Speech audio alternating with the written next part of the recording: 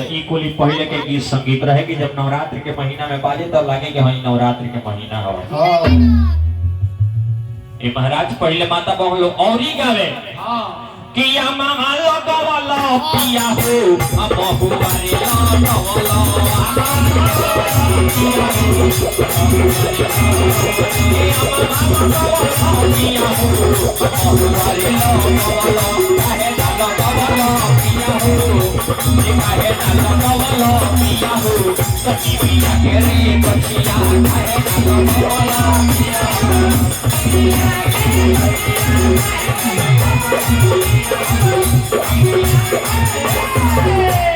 बुझाए कि नवरात्र के महीना हो। ये है बेरा जानता नहीं सावन के महीना आई लो बा।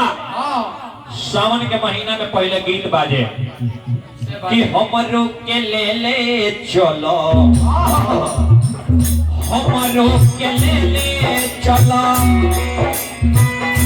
बाबा के नगरिया कांवरिया ओ कांवरिया कांवरिया ए कांवरिया। और रहे कि जे करे नाथ भोलेनाथ अनाथ कैसे हुई। तो ई कुली पहले के गीत रहे पहले के गीत रहे।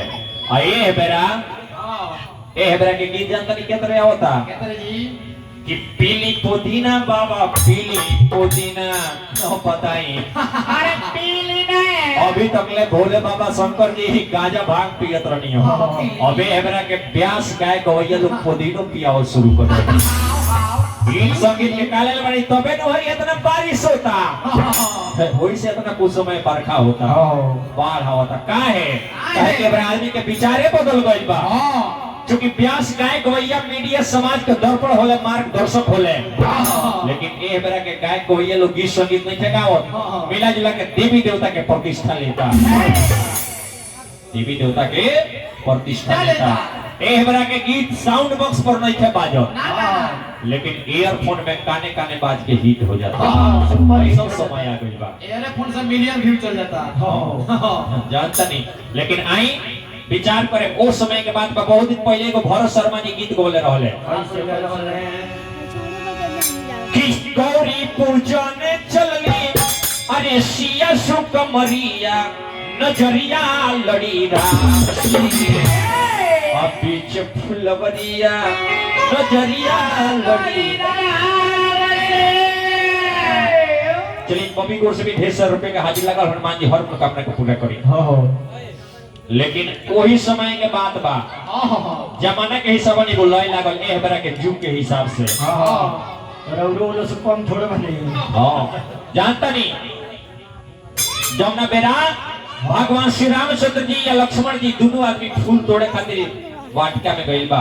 विश्वामित्र जी से आदेश लेके भाई ने मैया सीता भी वाटिका में आइल बाड़ी। सीता जी के संगे एगो सखी बाड़ी जौन सब के हो गइल बा। गिरजा जी के मंदिर में एगो छोट सखी बाड़ी उचल गइल बड़ी केने जने प्रभु श्री रामचंद्र जी फूल तोड़तानी देने। आ जब देखली प्रभु श्री रामचंद्र जी के लक्ष्मण जी के कहे लगली जानता का कि बारे बगिया में अरे तू जाना आई अपाटे रूपवा कोरे जमी समाइल अरे एगो सावर एगो गोरा मोहली है मन मोरा आ माथे शोभे जैसे चंदा सखी अरे माथे शोभे जैसे चंदा सखी अब बगिया में अइले दो गो बंदा सखी छोड़ाया अपन काम बंदा सखी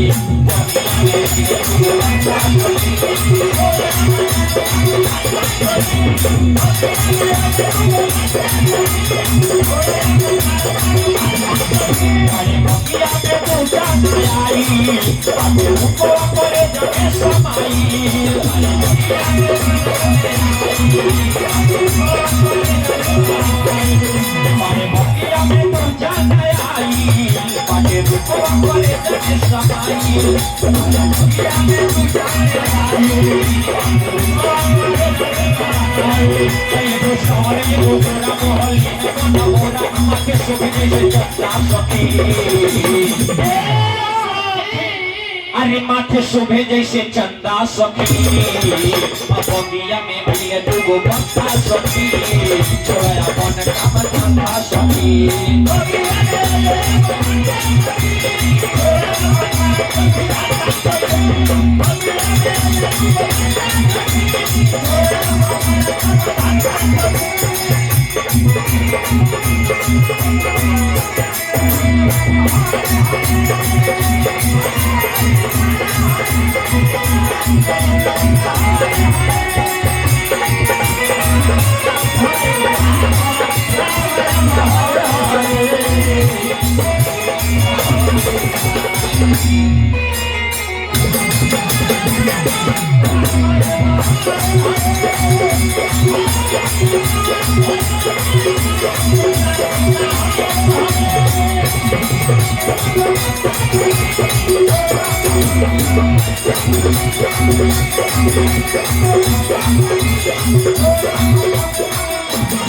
कहे कि जब सभी लोग देखल कहे लागल जाने लगा भैया बारे तन मनई के रब हो असंकर तबले बारे गजब हो